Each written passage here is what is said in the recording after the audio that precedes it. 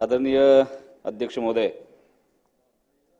माझ्यासारख्या नवख्या आमदाराला तुम्ही राज्यपालांच्या अभिभाषणावरती माझं मत मांडण्यासाठी संधी दिली त्याबद्दल तुमच्या मी मनापासून या ठिकाणी आभार मानतो।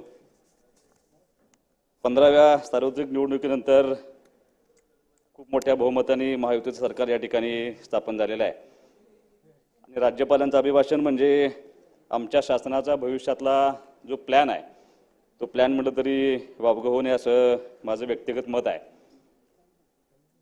अध्यक्ष महोदय, हे सरकार आमच्या सरकारचे आदरणीय मुख्यमंत्री आणि दोन्ही उपमुख्यमंत्री या सगळ्यांचा बघण्याचा दृष्टिकोन इतर लोकांचा कसा आहे मला फारसं काय त्याच्या बाबतीत माहिती नाही, पण सुहास बाबर म्हणून एक नवा आमदार म्हणून माझ्या कारकिर्दीतला विधानसभेतला कामकाजाचा श्रीगणेश होत असताना या तिन्ही नेत्यांच्याकडे पाहताना माझ्या मनामध्ये एक वेगळ्या प्रकारचं काहूर निश्चितपणे मांडलंय आणि मला असं वाटतं की या भावना माझ्या ओठापर्यंत येऊन या सभागृहामध्ये मांडल्याखेरीज मला या ठिकाणी पर्याय नाही। अध्यक्ष महोदय, 4 दिवसापूर्वी दत्त जयंती या ठिकाणी साजरी झाली आणि ज्या ज्या ठिकाणी दत्त जयंतीच्या निमित्तानं दर्शन घेण्यासाठी ज्या वेळेला मंदिरात गेलो होतो त्या प्रत्येक वेळेला एक अभंग कानावरती ऐकू येत होता।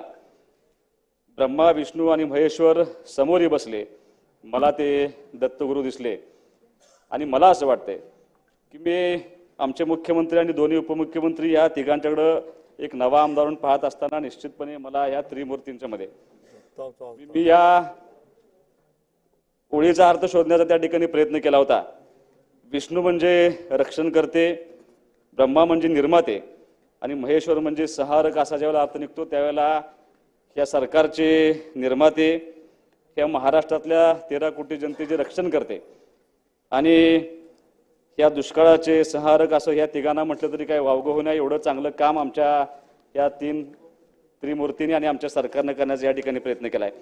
अध्यक्ष महोदय, 62 मुद्द्यामध्ये आदरणीय महामहिम राज्यपालांनी त्यांचं अभिभाषण त्या ठिकाणी केलंय, पण माझ्या दृष्टीनं ह्या 62 पैकी अत्यंत महत्त्वाचं काय असेल तर ते कृषी विभागासाठी आणि शेतकऱ्यांसाठी ज्या काही योजना आमचं शासन राबवते त्यामध्ये प्रधानमंत्री किसान सन्मान योजना असेल, मुख्यमंत्री वयराजा मोफत योजना असेल, वीज योजना असेल, पीक विमा योजना असेल, मागील त्याला सौर पंप असेल, या सगळ्या योजना राबवत असताना मी साहेब एवढंच तुम्हाला सांगतो, शेतीचा उद्धार म्हणजेच शेतकऱ्यांचा उद्धार आणि पर्यायानं देशाचा उद्धार ह्या सूत्रावरती हे राज्य शासन काम करीत आहे। त्यामुळे मी सर्वांच्या वतीने यांचं मनापासून पहिल्यांदा या ठिकाणी अभिनंदन करतो। साहेब, मी अशा मतदारसंघाचं प्रतिनिधित्व करतोय की अत्यंत दुष्काळी परिस्थितीमध्ये हा माझा मतदारसंघ आहे। पूर्वी या मतदारसंघाला आणि आमच्या सगळ्या परिसराला मानदेश म्हटलं जायचं।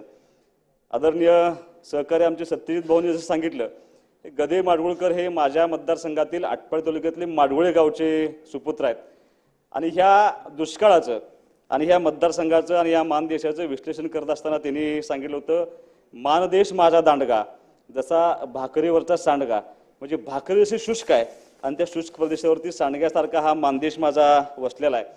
साहेब, अत्यंत दुष्काळी परिस्थितीमध्ये हे आमचा मतदारसंघ असताना मी तुम्हाला एवढंच सांगतो, यापूर्वी ह्या सभागृहामध्ये माझे वडील कैलासवासी आमदार अनिल बाबर यांनी या ठिकाणी काम केले आणि 95 साली आशिया खंडातली सगळ्यात मोठी उपसा सिंचन योजना म्हणजे आपल्या राज्यपालांच्या भाषणामध्ये त्यांनी सांगितलं की 167 सिंचन प्रकल्पांना त्या ठिकाणी प्रमाण दिला आणि 25 लाख हेक्टर क्षेत्र ओलिताखाली आणण्यामध्ये या शासनाचं खूप मोठं योगदान आहे। माझ्या मतदारसंघातली आशिया खंडातली सगळ्यात मोठी टेंबू उपसा सिंचन योजना साहेब ही 95 साली युती सरकारनं मान्यता देण्यापासून 2024 पर्यंत ही योजना पूर्ण करून घेण्यापर्यंत ह्या सरकारचा त्या ठिकाणी खूप मोठा वाटा आहे। मला एक आठवण म्हणून फक्त एवढीच सांगायचं आहे की ज्या वेळेला 2014ची निवडणूक संपली, माझे वडील या ठिकाणी आमदार म्हणून युतीमधून निवडून आले होते। साहेब, एक आठवण एवढीच तुम्हाला सांगतो, मी फारसं काय या विषयावरती बोलणार नाही, पण 2002 साली ज्या वेळेला ह्या सभागृहामध्ये विदर्भ विरुद्ध पश्चिम महाराष्ट्राचा तात्विक वाद सुरू होता त्यावेळेला माझे वडील पश्चिम महाराष्ट्राची बाजू मांडत होते आणि विदर्भाची बाजू आत्ताचे मुख्यमंत्री आदरणीय देवेंद्र फडणवीस साहेब त्या ठिकाणी मांडत होते। निकाल लागल्यानंतर माझे वडील थोडं प्रेशराईज झाले। मी म्हटलं काय झाले, तर जो माणूस विदर्भाची बाजू मांडतोय तो माणूस मुख्यमंत्री झाला, आपल्या योजनेला न्याय मिळणार काही भीती असताना साहेब मला आदरणीय देवेंद्र फडणवीस साहेबांचा आभार मानायचे आहेत की 2014 साली अनुशेषाचा मुद्दा बाजूला ठेवून या टेंभू योजनेसाठी लागेल तेवढा निधी देण्याचा शब्द आणि ते काम आज पूर्ण करून देण्याचं काम या शासनाने या ठिकाणी पूर्णपणे अगदी ताकदीने केले। आदरणीय एकनाथजी शिंदे साहेब मागच्या 2.5 वर्षामध्ये तुमच्या सर्वांच्या सहकार्याने मुख्यमंत्री होते साहेब। 10 महिन्यापूर्वी माझ्या वडिलांचं निधन झाले, पण त्या 10 महिन्यामध्ये त्या मतदारसंघाला आमदार नाही याची जाणीव सुद्धा ह्या लोकांनी होऊन दिली नाही। इतकं प्रचंड ताकद या मतदारसंघातल्या आम लोकांना विकासाच्या दृष्टीने काम करण्याची जबाबदारी या लोकांनी पूर्ण करून घेतली।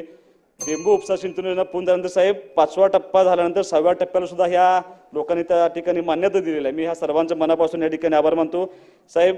मी सगळ्या मुद्द्यांवर बोलणार नाही, पण लाडकी बहीण मुफ्ती इस्माईल या मुद्द्यावरती फक्त साहेब मी तुमच्या सर्वांचा आभार मानतो। ही लाडकी बहीण योजना असेल, या सगळ्या शासकीय योजना असतील, या सगळ्यांचा लाभ देण्याच्या दृष्टीनं साहेब आमच्यावरती आज आरोप होतोय की आम्ही ईव्हीएमच्या भरोश्यावरती निवडून आलो। तर मला एवढंच सांगायचं आहे, मला ज्या लोकांनी ईव्हीएम वरती आमचा आरोप करतायत त्या सर्वांनी एकदा आमच्या मतदारसंघामध्ये यावं, झालेलं काम बघावं।